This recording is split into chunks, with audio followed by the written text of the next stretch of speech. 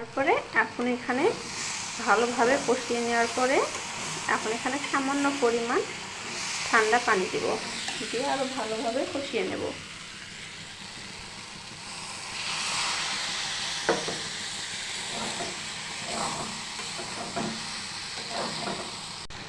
এখন আমার তরকারি কষানো শেষ।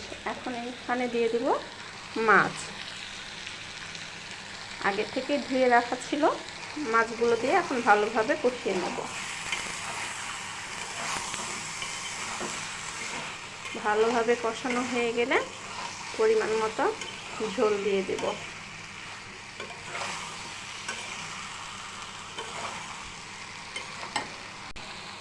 প্রায় আমার তরকারি কষানো শেষ। এখন পরিমাণ মতো পানি দিয়ে দিলাম।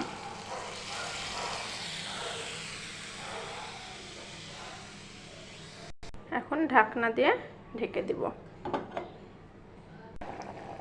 আমার রান্না প্রায় শেষ।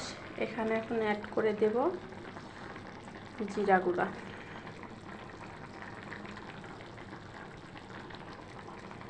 এখন পরিবেশন করার পালা।